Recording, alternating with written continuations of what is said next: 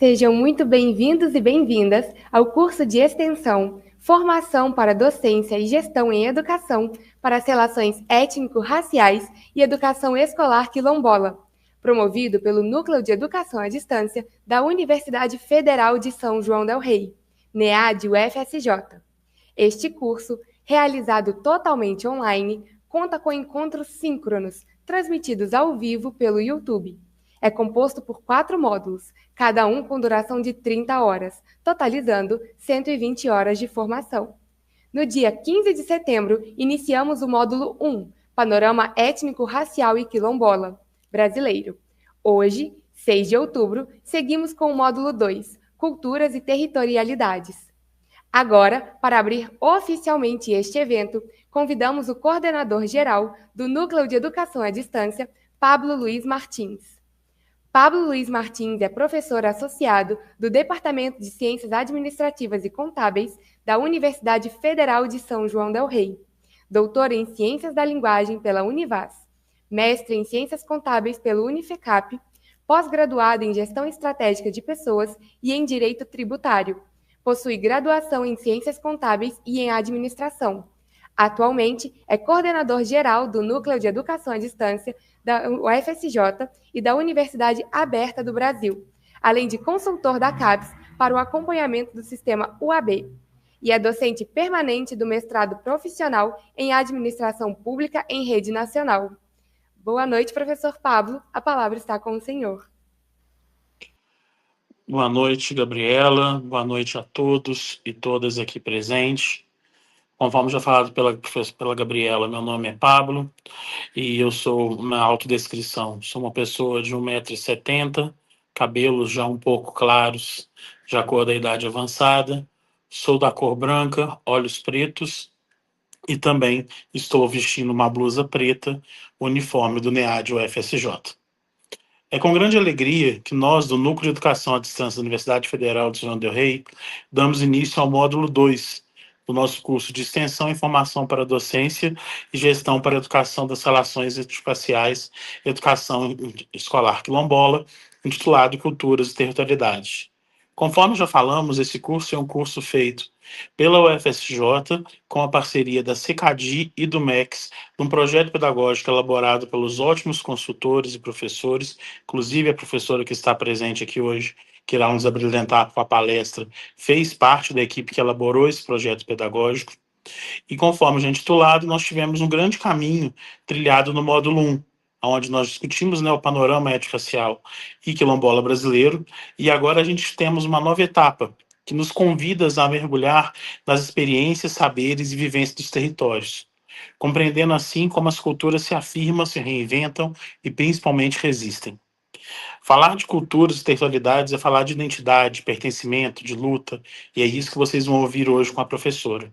Reconhecer que cada território quilombola também é um espaço de produção de conhecimento, de memória, de esperança, é compreender que os processos educativos nesses espaços precisam dialogar com as formas próprias de viver, ensinar, aprender e emergir das comunidades.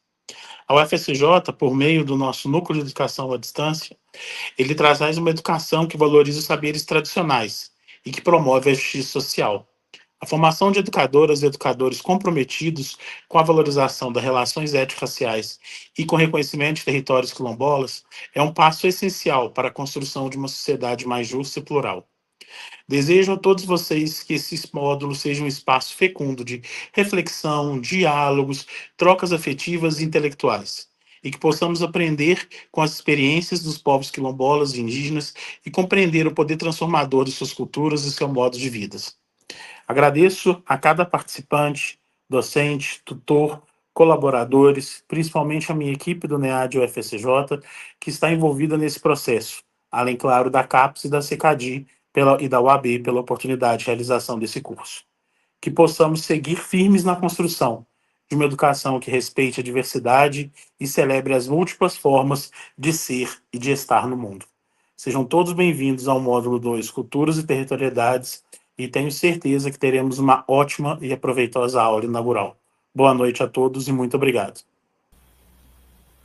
Muito obrigada, professor Pablo. Agora, daremos início à palestra principal. Desejamos a todos e todas um excelente módulo, que este seja um espaço de escuta, partilha, reflexão e fortalecimento do nosso compromisso com uma educação antirracista, plural e transformadora. Neste momento, convidamos a professora Denise Botelho.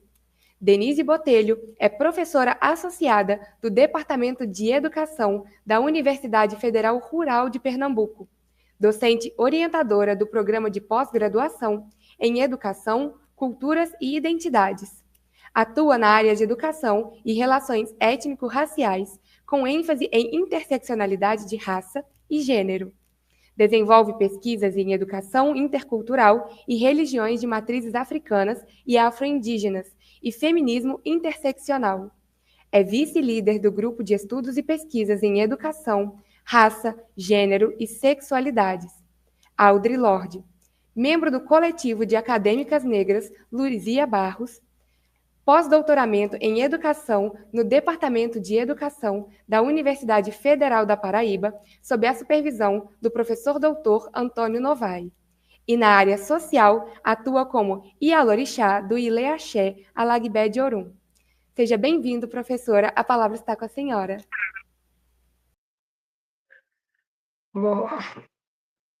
Boa noite a todas, todos e todes. É um prazer estar aqui com vocês. Boa noite. Com grande satisfação que eu faço esse encontro. Eu estou olhando aqui, já somos 1.500 pessoas. Isso me dá uma gratidão imensa, porque eu fui uma criança negra num sistema educacional extremamente racista. Então, eu sei o quanto que é importante nós termos essa oportunidade de refletirmos coletivamente, não é? E temos uma postura antirracista nas nossas salas de aula, levando em consideração que nós estamos numa sociedade onde 56% da população é a somatória de pretos e pardos, ou como o movimento social denomina, de negros. Então, sejam muito bem-vindas nesse nosso encontro. Eu espero que a gente tenha condições, né, de ter momentos aqui que possa, de alguma maneira, auxiliar vocês. Então, eu quero só dizer que eu estou muito satisfeita com o número de pessoas. Estou satisfeita por vocês estarem buscando essa formação e sei o quanto ela é importante. Eu fui uma criança que na escola escutou da professora que não servia nem para varrer a sala. E isso me custou muitos dias de terapia, muitas sessões, viu? Mas quando a gente vê esse quantitativo de pessoas envolvidas, esse quantitativo de pessoas querendo mudar, resta uma esperança, ok? Eu vou pedir, então, se a gente puder colocar na minha apresentação. Então, como esse é o início do módulo Cultura e Territórios, a gente está desde a concepção, né, desse módulo para vocês, e tenho certeza da importância que ele tem para a gente entender as relações raciais no Brasil. Inclusive, né, é mais do que as relações raciais, mas sim as relações de poder que encaminham em conjunto com as relações étnico-raciais neste país.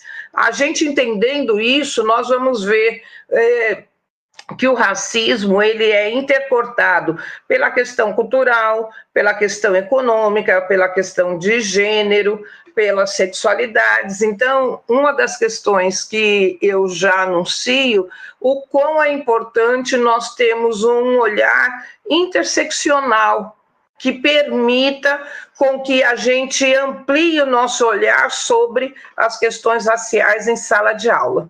Pode passar o próximo, por gentileza? neste trabalho, né, nós vamos desvendando as conexões entre pessoas, lugares e histórias. Então, queria que vocês sejam muito bem-vindos, muito bem-vindas, muito bem-vindos. A ideia é que hoje a gente possa compreender um pouco como esse espaço, território, que não é apenas um espaço físico, nós vamos ver, não é? Como ele vai influenciando essas relações. E tenho com vocês o objetivo de estimular a reflexão e valorizar a riqueza da diversidade cultural e territorial do Brasil. Próximo. O que eu quero... Pode mudar, por favor? Então, para a gente começar, existem diversas definições de cultura. Eita, passou um, eu queria que voltasse lá na definição do Stuart Hall. Para esse nosso encontro aqui, eu estou usando, então, a perspectiva do Stuart Hall, que ele vai dizer que cultura é um conjunto de ideias, valores, práticas que compartilhamos para dar sentido à vida. Então, o primeiro questionamento que eu faço a vocês: todos nós aqui, sem exceção, somos produtoras e produtores, não é, de cultura? Só faz ali um coraçãozinho no nosso chat, se essa é uma compreensão. Porque se a cultura é um conjunto de ideias e valores e prática que nós compartilhamos para viver em sociedade, muito provavelmente todos nós somos produtores de cultura. E que tipo de cultura que nós estamos produzindo? Que tipo de cultura nós estamos oferecendo para os nossos estudantes? É realmente importante que a gente saiba desse nosso lugar social. Nós produzimos cultura a partir da roupa que eu visto, e eu tão empolgada nem fiz a minha descrição, desculpem. Eu sou uma mulher negra de cabelos curtos, grisalhos, uso um óculos de tartaruga, tenho brincos nas minhas orelhas, tenho um colar preto e vermelho ao pescoço e estou vestindo uma roupa que tem vários tons de preto, amarelo, branco e, modéstia à parte, eu sou muito bonita. E isso eu hoje já posso afirmar, porque hoje eu convivo num espaço de cultura onde a valorização da pessoa negra, né, da corporeidade negra, me permite conjugar e saber o quanto que há de beleza em mim. Eu já não estou mais restrita a uma única cultura, uma cultura hegemônica que vai dizer que não há beleza no corpo negro. Eu espero que dos 1.769 pessoas que estão acompanhando, que muitos de vocês também já tenham consciência que quando nós pensamos, né, numa perspectiva de uma cultura ampliada, uma cultura de vários grupos étnicos, culturais, raciais, não é possível ter um único padrão de beleza. Há mais que há vários padrões de beleza. E que a gente comece a entender isso para que a gente não vicie os nossos elogios apenas para determinados grupos, para determinadas crianças, para determinados adolescentes. Pode mudar o próximo, por favor?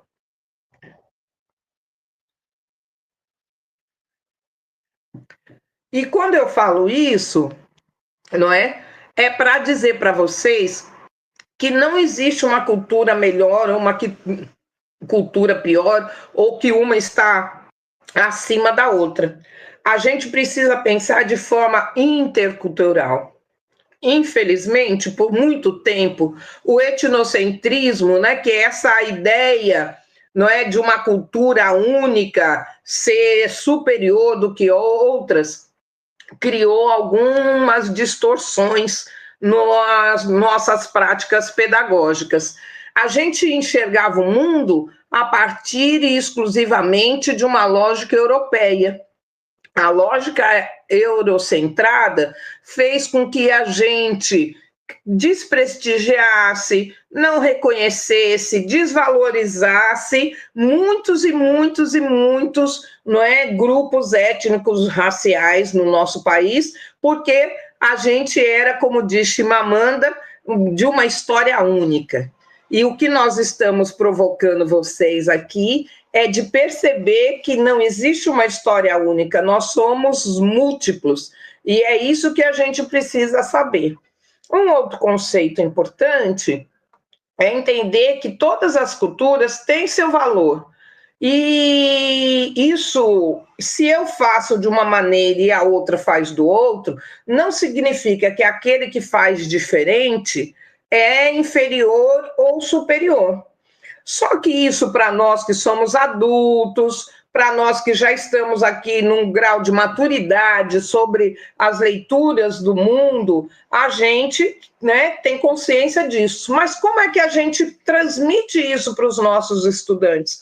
Para quem está na educação básica, né, que estão descobrindo o mundo, como é que a gente dá conta de mostrar que não existe uma cultura única, que as culturas existem, elas são diferentes, e quando a gente faz o encontro dessas culturas, isso só vai nos beneficiar, não é algo que não seja favorável, ao contrário, é extremamente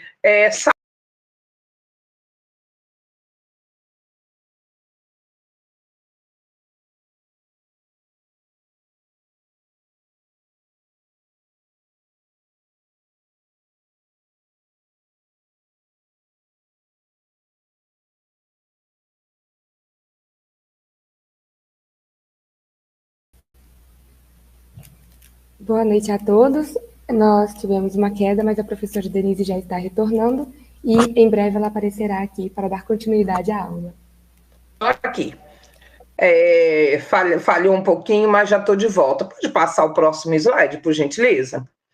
Então, amados e amadas, né, trabalhar a interdisciplinaridade, como está falando ali a Lúcia, é mais do que a interdisciplinaridade. Vamos pensar em interseccionalidades. Numa cultura, né, onde que nós somos diversos, a gente precisa realmente pensar de formas múltiplas. E para a gente pensar de formas múltiplas, a gente precisa conhecer as outras culturas.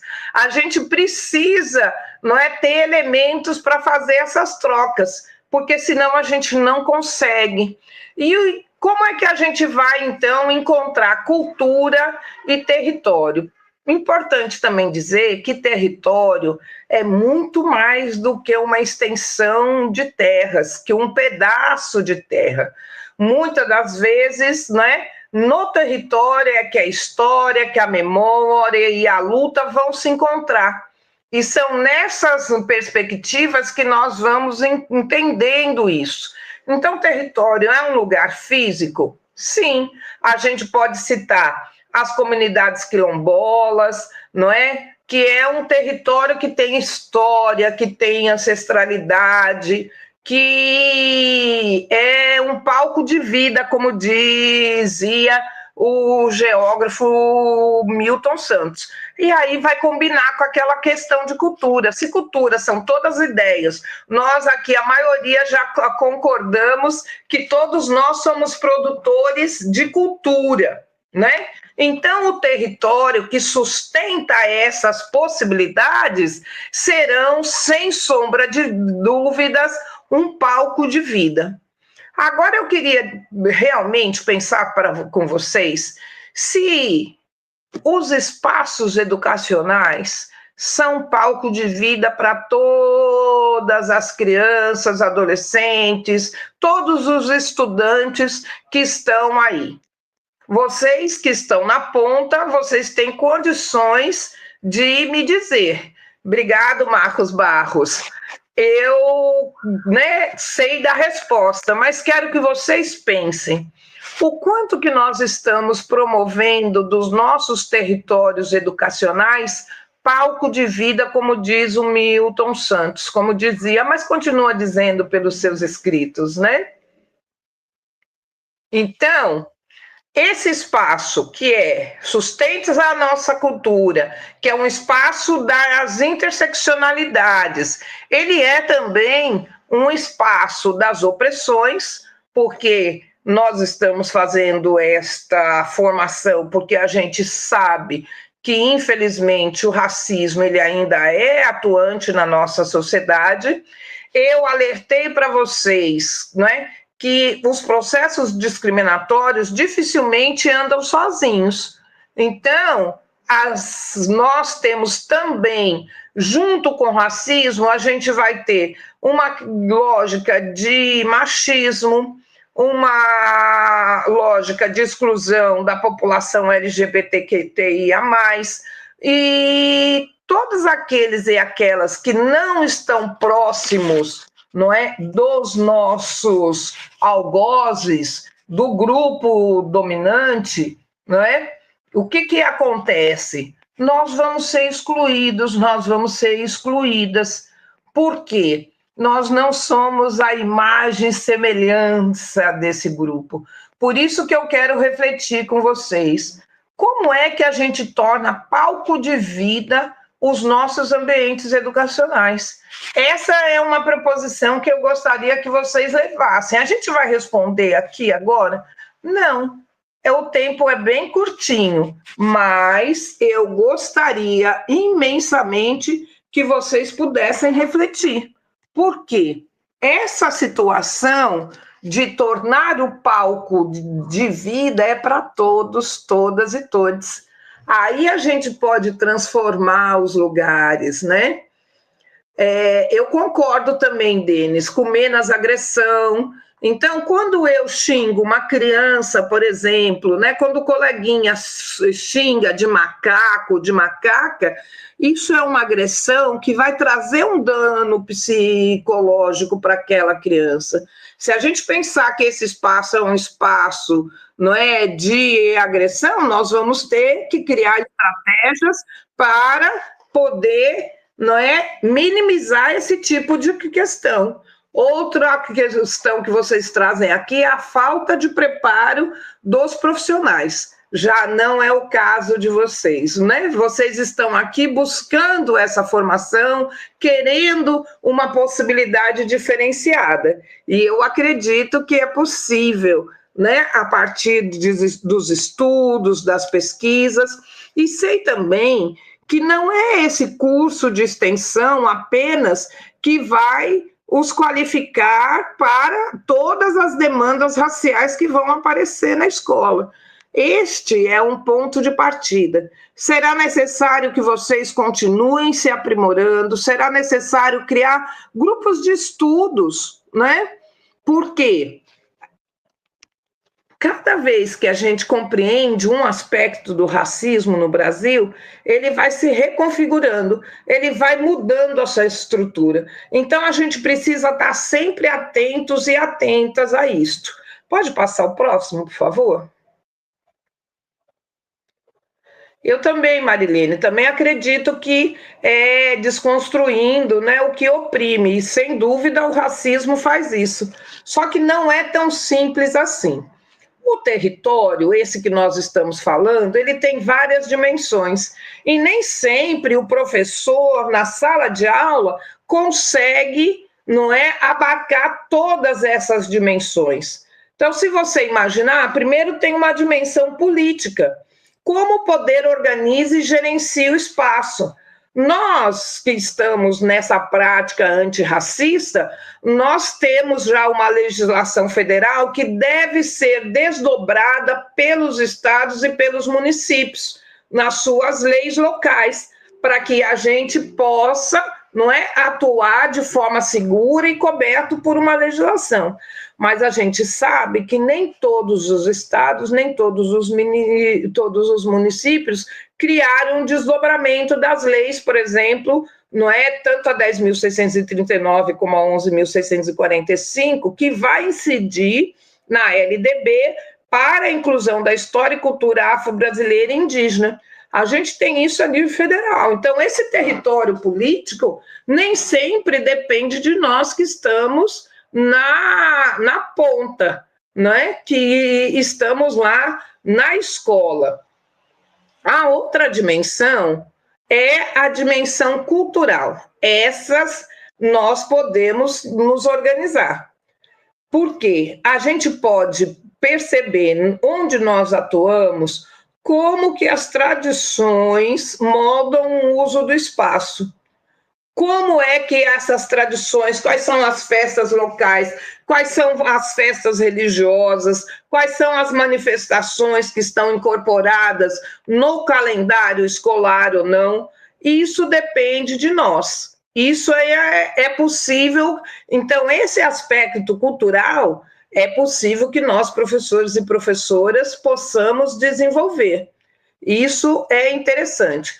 O aspecto econômico, como se trabalha, produz e troca nesse espaço, dificilmente a gente tem ingerência também. Porque às vezes a gente quer um material diferenciado, às vezes a gente quer trazer um referencial paradidático, né, que possa dialogar com os processos inclusivos, com os processos de fortalecimento das identidades étnico-raciais, mas nem sempre.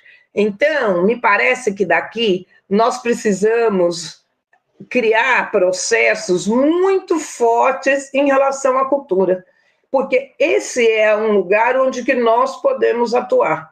E, sendo assim, que a gente use todos os recursos possíveis e imagináveis para fazer isso. Nós temos muitos familiares, né, de alunos, das alunas, que podem contribuir com a escola. Às vezes a gente tem um pouco de dificuldade de fazer esse contato, de abrir a escola, mas numa perspectiva intercultural é necessário que a gente faça isso. Até aqui tudo bem, gente? Eu fico querendo saber se estão entendendo, se tem dúvidas. Por favor, o próximo slide, por gentileza. Estou vendo aqui no site.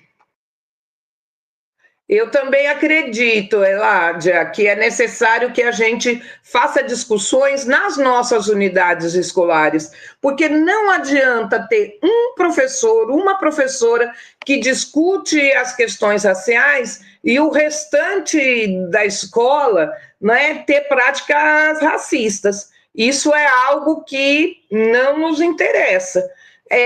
E para que a gente alcance essa maturidade pelo conjunto dos profissionais da educação, nós precisamos refletir, nós precisamos levar esse conhecimento para todos, todas e todes, né? E eu estou sempre usando aqui as 3, né, determinações para que também a gente não esqueça que tratar racismo isoladamente, muitas das vezes a gente não promove justiça social. Muitas das vezes, uma pessoa que está em situação de opressão, ela acumula outras circunstâncias que levam também à exclusão. Então, é sempre importante que a gente pense isto de uma forma, não é, que vá olhar e desvendar todo o processo real das pessoas, ok? Então, vamos pensar cultura, território e identidades raciais. A gente falou primeiro de cultura, a gente falou de território, e agora a gente vai entender como é que essas identidades raciais vão se compondo nesse lugar. Eu acabei de ver que o Rafael aqui é de Capão Redondo. Eu sou paulistana de origem.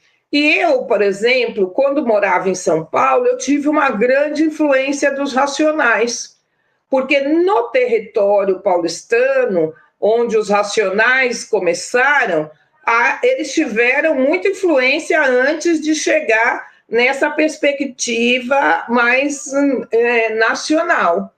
Então, esse exemplo dos Racionais, né, que são ali do Capão, que são da região do Santo Amaro, é para dizer para vocês que, muito provavelmente, vocês, na região de cada um, têm uma cultura, um movimento, um grupo que né, agrega essas possibilidades culturais das quais vocês podem se beneficiar dentro da sala de aula. As nossas identidades, elas passam por várias categorias. Como eu disse anteriormente, né? Nós não somos um ser individual, único, com uma única identidade. Nós temos diversas identidades, a de gênero, a social, a racial, a de sexualidades. O que acontece é que muitas das vezes nós somos atrelados a uma única identidade e ali ficamos.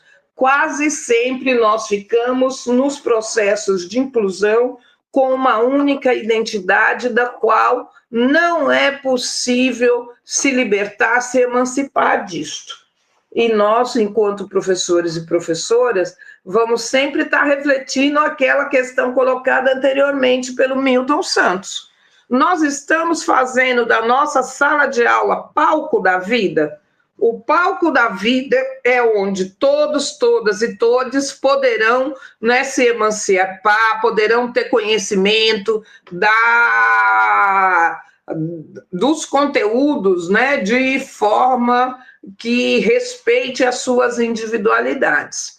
Eu já disse aqui, volto a repetir, a importância também da interseccionalidade, que nós possamos, né, quando olharmos para os nossos estudantes, somarmos, né, a questão de raça, de gênero, de classe, porque essas categorias são aquelas que constituem a humanidade das pessoas. E se a gente não compreender, se a gente não acolher essas possibilidades, dificilmente nós vamos ter algo que vá, né, atingir a todos e todas e todos. Além da interseccionalidade, aí eu queria trazer, por exemplo, um exemplo para vocês. Se eu for pensar na situação de uma mulher negra que enfrenta o racismo, mas ela vai enfrentar o machismo também. Se ela for uma moradora de periferia... Tudo bem, tradutora? Posso continuar? Se eu for, né, se essa mulher negra for moradora de periferia, ela vai ter mais uma categoria para a gente pensar e para fazer essa inclusão. Aí a gente vai ter que desenvolver estratégias para isto. Se a gente for pensar no território corporeidade, porque cada corpo é um território, né? O corpo negro, o corpo indígena são em si territórios de resistência. Por quê? Por que que o nosso corpo é um corpo de resistência? Já pensaram nisso? O nosso corpo é um corpo de resistência porque a vinda dos negros africanos, das negras africanas para esse país na condição de escravizados, a escravização dos povos indígenas criou já um distanciamento social entre os grupos étnicos. Então, lá no dia 14 de maio de 1888, quando foi proclamada a pseudo-libertação da escravidão, nós não tivemos políticas públicas de inserção dos negros e dos indígenas na sociedade de classe.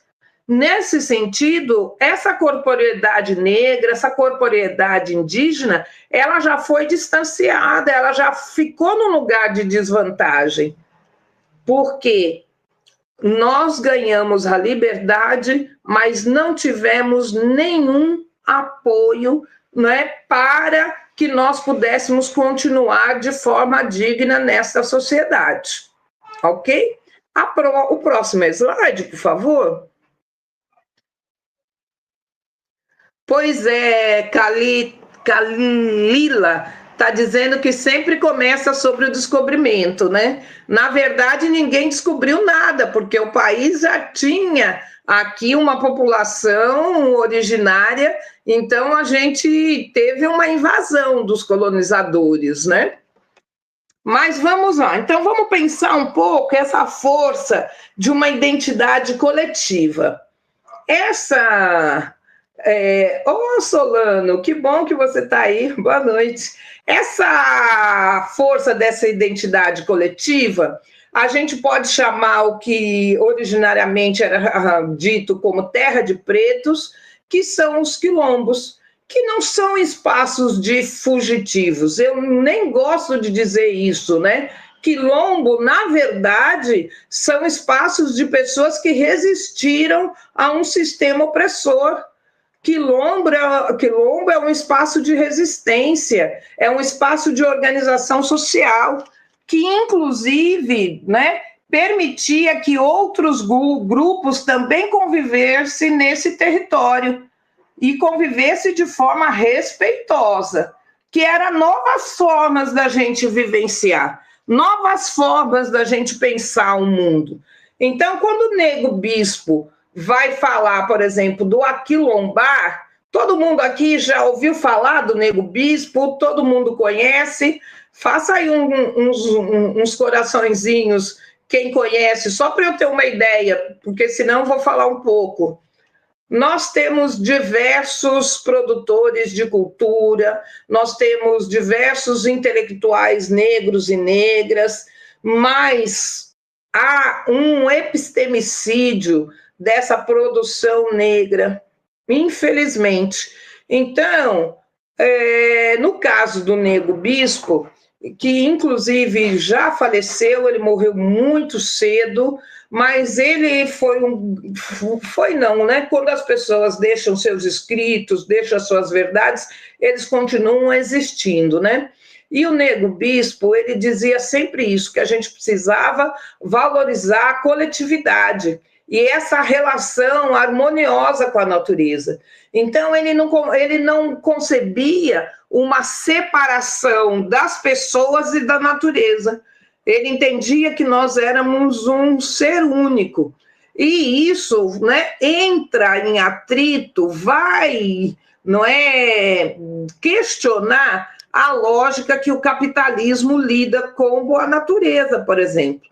A natureza sucumbe-se apenas à retirada, não é, dos bens naturais. Então, essa forma de pensar do Nego Bispo já diz que há outras formas da gente pensar o mundo. E é preciso que a gente também possa conhecer essas formas, porque senão a gente fica repetindo um modelo que a gente sabe que não dá certo. Veja o que nós estamos hoje sofrendo já as consequências das mudanças climáticas. O uso, né, desenfreado dos agrotóxicos tem impactado diretamente na nossa saúde. A utilização, não é, dos espaços naturais sendo substituídos pelo concreto tem demonstrado a quantidade de problemas no meio ambiente. A gente tem aí inundações, a gente tem incêndios, tem muita coisa acontecendo em consequência desse olhar que não permite que a gente seja um todo integrado com a natureza. Então, quem não conhece Nego Bispo, vale a pena a gente buscar, porque é uma nova forma, é uma cosmopercepção diferenciada. A gente ainda estava muito na cosmovisão, né? Mas nós temos mais do que a visão. Nós temos a audição, nós temos o olfato, nós temos o paladar. Então, por isso que eu gosto de utilizar a expressão cosmopercepção, que foi um tema cunhado, não é, pela nigeriana professora Iyonke, ela que vai trazer essa concepção de cosmopercepção, ok? Ó, já tem 2 dicas aí para vocês, Nego Bispo e Iyonke. Vale a pena a gente ter contato com outras literaturas, com outras possibilidades, isso é importante. Tanto os quilombos rurais quanto os urbanos, né? eles podem acontecer a partir de grupos que vão preservar tradições, que resistem, grupos familiares, porque hoje a gente tem a lógica dos quilombos urbanos, que não são só aquelas terras, né, da época da colônia, que foram os lugares onde os ex-escravizados, tanto indígenas como negros e negras, não é, criaram seu território de poder, de igualdade, de equidade. Então, que nós possamos olhar nos diversos quilombos e que também nós possamos aquilombar. Aquilombar é unir as possibilidades, por exemplo, no combate ao racismo, que aqui é o que nos interessa mais. Mas há muitas mazelas na sociedade brasileira que nós precisamos combater. Ai, professora, mas a gente não vai dar conta de tudo em sala de aula. Eu tenho certeza disso, eu também sou professora. Mas o mínimo que nós estivermos fazendo já será bastante significativo na vida daqueles estudantes que estarão conosco. Nós não estaremos fazendo nada que a legislação não nos cubra, desde a Constituição até a legislação principal da educação, que é a Lei de Diretrizes e Bases. Então, hoje, já não cabe mais a gente dizer, ai, mas às vezes eu vou trabalhar e os pais não entendem, acham que são coisas ligadas à religião. Não, se a gente entender a partir de cosmos-percepções, cada agrupamento, cada povos tem a maneira das suas expressões sociais.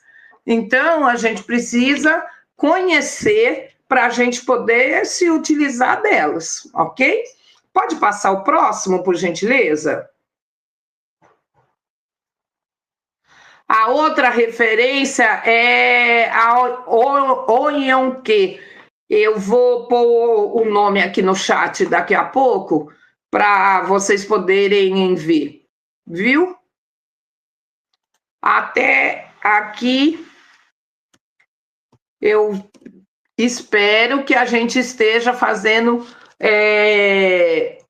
como eu posso dizer, que eu possa estar explicitando realmente essa importância do território, essa importância da cultura e como que esses lugares vão possibilitando o fortalecimento ou não de determinadas identidades, ok? Então, vamos pensar como é que esses territórios culturais, eles são expressões de ancestralidades.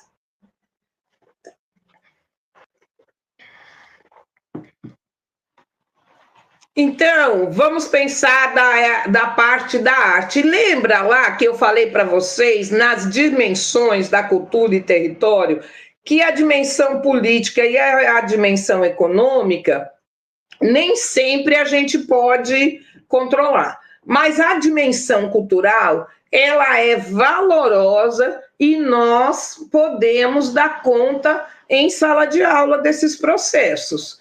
Vamos pensar, então, a arte e o movimento. Quantas coisas que a gente pode trazer, que a gente pode explorar. Então, por exemplo, se você pensar capoeira, o maculelê, o jongo, dá para você trabalhar matemática, porque todas essas situações têm música. Música, a gente sabe que tem uma ligação, né, numérica no ritmo. A gente pode trabalhar esses lugares demonstrando que são lugares de resistência, que são lugares, não é, de fortalecimento dessas identidades, para a gente também sair desse lugar comum.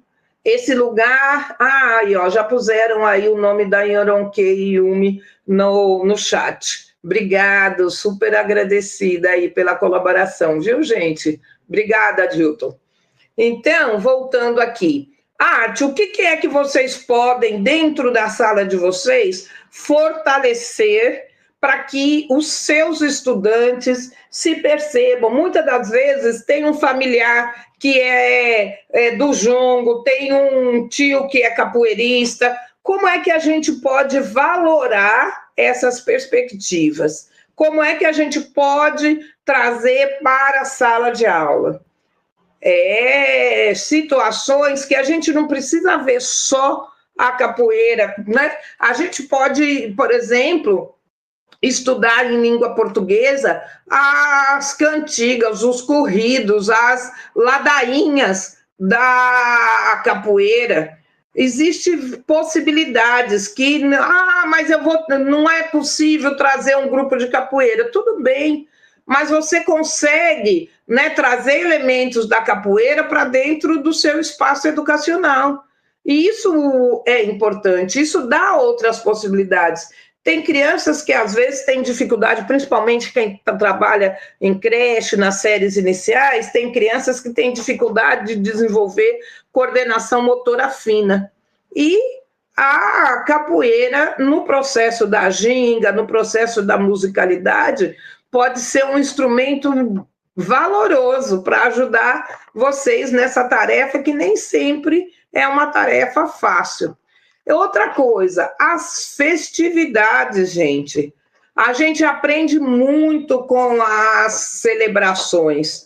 As festas de São Benedito, as festas de Nossa Senhora do Rosário, os maracatus, as congadas, os afoxés, ele sempre vai trazer, nessa perspectiva cultural, a lógica da celebração da fé e da memória. É algo, né, precioso para a gente trabalhar. Já pensou se no território onde vocês estão desenvolvendo, vocês têm grupos culturais, o quanto que a gente pode pôr esses estudantes em contato com esses grupos? Como é que a gente pode explorar a organização desses grupos? Tem muitas coisas. Algo que a gente pode fazer é pensar sobre a culinária afro-brasileira. Tem muitas coisas que nós consumimos que são herança, né, dos povos africanos, como também dos povos indígenas. Alguém consegue me dar um exemplo aqui de uma comida, por exemplo, que nasce nos terreiros de candomblé e que hoje estão na cultura brasileira? Alguém saberia me dizer? Alguém tem ideia que tipo de alimento que nós temos? Aí, já o primeiro, sempre ele, acarajé. Acarajé é uma comida votiva, é uma comida que surge, não é, dos terreiros de candomblé. As pessoas querendo ou não querendo. Aí vem caruru, feijoada, angu, não é? Tem muitas, algumas dessas tem canjica. A feijoada tem grupos que diz que não é, mas a grande maioria considera a feijoada, né, uma expertise dos negros e negras, quando pega os restos da Casa Grande e mistura com feijão preto, que era o que eles tinham. Então, pé de moleque, farofa, olha, gente, quanta coisa. E às vezes né, a gente vai fazer um acarajé em sala de aula? Dificilmente. Seria ótimo, né?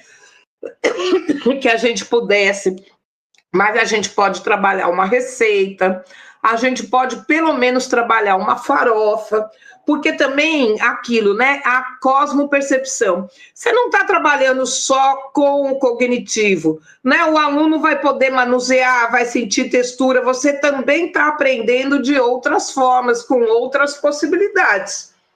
Depende da gente conseguir pensar todas essas perspectivas e transformá-las em processos educativos de inclusão.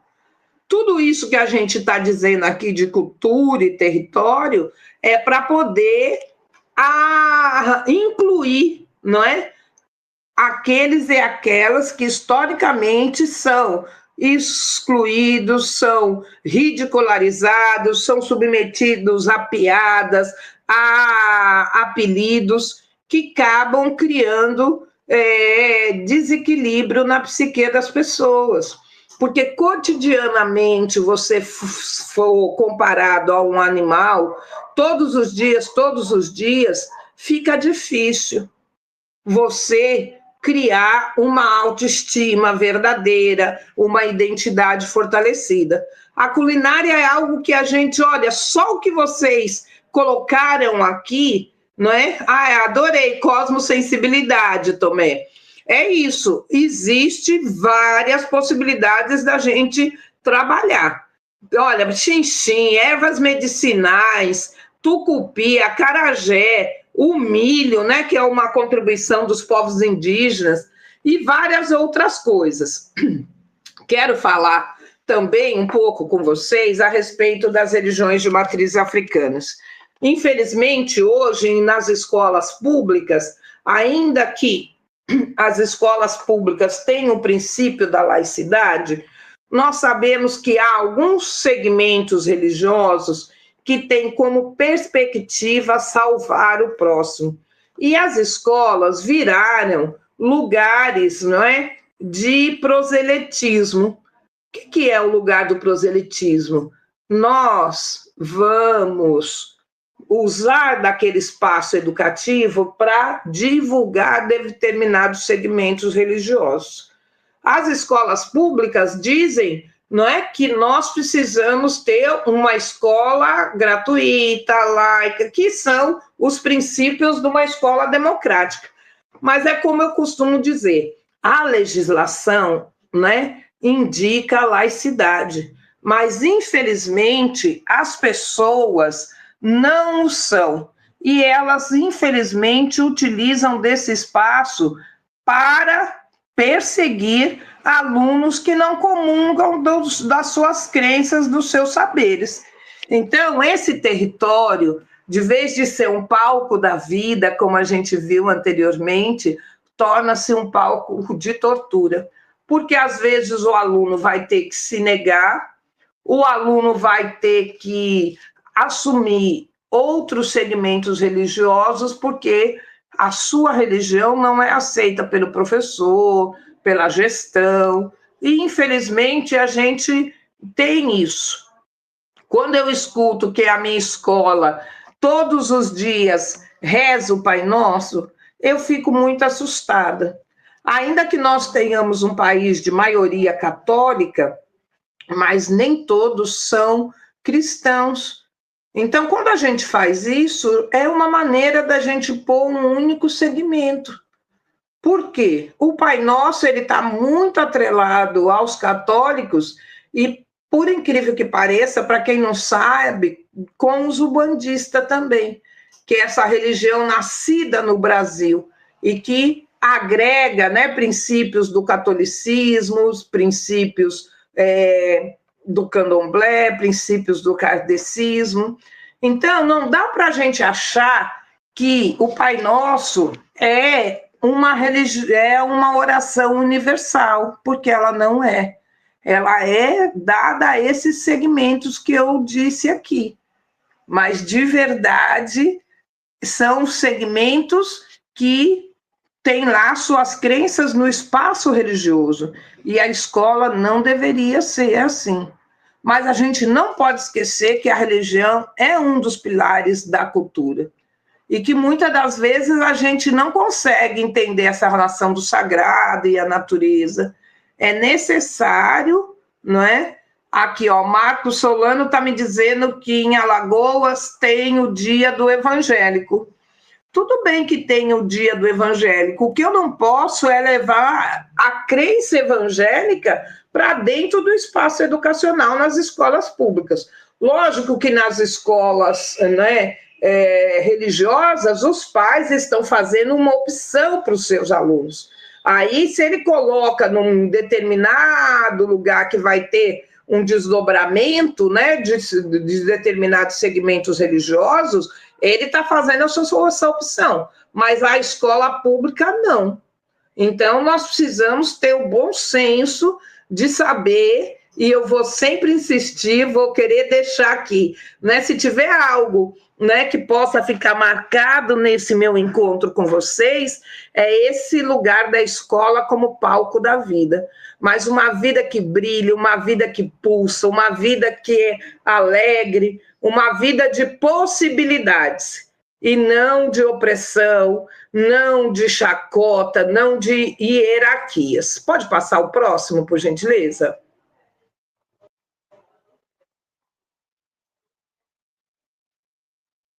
Ok. Concordo. Ao ser procurada para concordar com um recreio bíblico, disse a professora que também teria de ter o intervalo de outras religiões. O Júlio está compartilhando aqui conosco, né?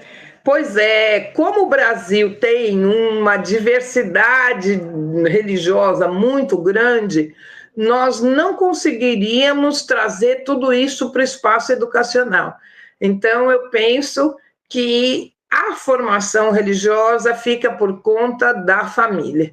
E sim, essa é a experiência. A escola deve ser o lugar de formação, né, cultural, de formação dos conteúdos da vida que serão exigidos para essas crianças, né? Então, a gente já sabe que cultura, território são bases para essa identidade étnico-racial. Quem mora, por exemplo, na Baía da Traição, na Paraíba, que é um lugar de predominância indígena, essas pessoas serão, né, recortadas por essas questões culturais indígenas, na alimentação, nos festejos, na forma de interagir. Agora, muito provavelmente, quem mora no Rio de Janeiro, quando chega o carnaval, a maioria, quem não gosta do carnaval, sai da cidade, porque em Salvador, no Rio de Janeiro, as pessoas vivem essa lógica do carnaval, porque, inclusive, para os locais é uma forma de ganhar dinheiro, é uma forma de capitalizar. Então, a gente precisa compreender que todas essas situações a gente precisa trazer, mas de forma igualitária, de uma forma respeitosa para aquelas e aquelas manifestações que nós não concordamos, mas que todos os alunos têm direito até para saber o que eles podem e o que eles não podem fazer, certo? As outras possibilidades também que a gente vê é que num espaço de cultura, a gente pode desenvolver muitas coisas. A gente já trouxe algumas questões aqui. Oi, o Diogo está perguntando ali se pode fazer a oração do Pai Nosso na escola. Na escola pública, pelo princípio da laicidade, não se deve. Se você tiver uma religião, se você tiver numa escola confessional que é regida, né, pelos princípios católicos, tudo bem. Agora, se a gente tiver numa escola pública, nem todo mundo comunga do Pai Nosso, e nem adianta dizer que ele é uma oração universal, porque, na verdade, não é. Aí, voltando para a lógica de cultura, né, e território, a gente pode pensar no empoderamento das nossas crianças e, às vezes, dos nossos próprios empoderamentos que são necessários, né? Vamos usar esses espaços de resistência, esses espaços de celebração, de riqueza cultural, mas principalmente para trazer dignidade para esses alunos que quase sempre estão em situação de desprestígio na nossa sociedade e, consequentemente, nas escolas, né? E esse curso de extensão que vocês estão fazendo, que é um curso de educação das relações raciais, ele é um convite para que a gente possa assumir uma prática transformadora, onde que a gente possa valorizar aqueles e aquelas que foram calados por muito tempo, que a gente possa construir uma sociedade mais justa, mais inclusiva. E esse é o papel de todo ser humano. Não é um papel do professor ou da professora, mas é de todo ser humano que tem um mínimo de respeito pela humanidade do seu próximo. Então, se a gente tiver respeito pela humanidade do próximo, a gente vai promover esse tipo de conhecimento que é importante para nós. Pode passar a próxima, por favor? Eu estou quase terminando e queria dizer para vocês que isso aqui é uma pincelada. Vocês vão ter um módulo agora que vocês vão desenvolver, né, nesses próximos dias, que é o módulo de cultura e territórios. Eu espero que vocês aproveitem bastante. Eu tenho certeza que as tutoras e os tutores estão aí à disposição de vocês e que vocês possam utilizar isso tudo a favor de vocês. Porque o que nós intencionamos aqui é criar reflexões que vocês possam dialogar com o meio, porque cada realidade, cada escola tem uma realidade, tem uma gestão, tem perfil de alunos, então não adianta a gente ter, como eu posso dizer, material pronto para vocês, não é questão de receita, é questão de sensibilizar vocês de como que a cultura e o território, esse território físico, mas que ele é permeado por humanidades, o quanto que ele é importante para a gente valorizar os nossos estudantes. E muitas das vezes valorizar a gente também, porque nós estamos... muitas das vezes, né, tendo que fazer intervenções na sala de aula por questões que também são difíceis para nós. É muito recente a história, né, de uma prática antirracista educacional. Muitos de nós, muitos e muitas de nós estiveram, não é, nas escolas sem as nossas famílias nos preparar. Por quê? Porque as nossas famílias não tinham letramento racial.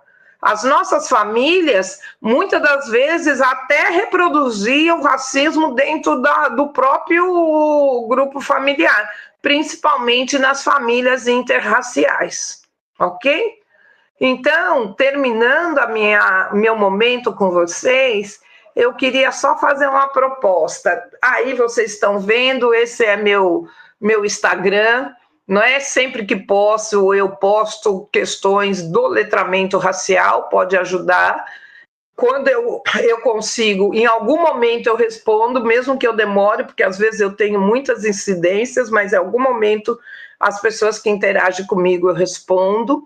Mas eu queria que vocês, do nosso encontro, pensassem como é que vocês vão construir a sala de aula de vocês como um palco de vida positiva, vida alegre, vida amorosa para todos os seres humanos, para todas as pessoas, inclusive aqueles e aquelas que estão fora da realidade que eu acredito, fora das minhas convicções. No espaço educacional, a gente deixa na porta para fora crenças, valores jamais, mas determinadas crenças é possível deixá-las para que a gente possa, não é, abraçar os nossos estudantes, que muitas das vezes só tem a gente, porque a própria família ainda não tem esse embasamento, não tem essa possibilidade de apoiá-los no processo de fortalecimento dessas identidades. Quero agradecer cada um de vocês que passou esse tempo aqui comigo. Espero, de alguma maneira, ter provocado vocês para que vocês, né, cada vez mais se fortaleçam na prática de uma educação antirracista, na prática de uma educação antimachista, numa prática de uma educação, né, que combata a LGBTfobia, que combata a misoginia e que possa trazer uma possibilidade de alegria e felicidade para todos, todos e todas.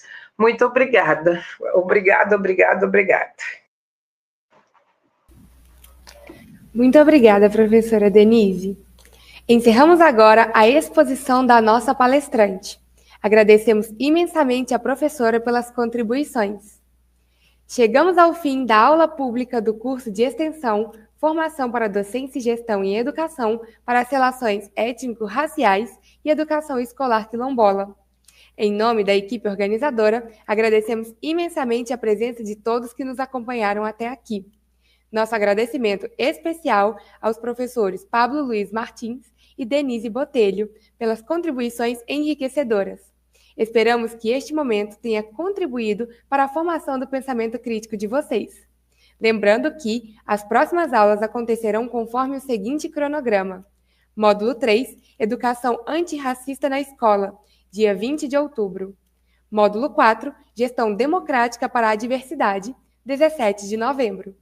Os links de acesso já foram encaminhados às instituições parceiras.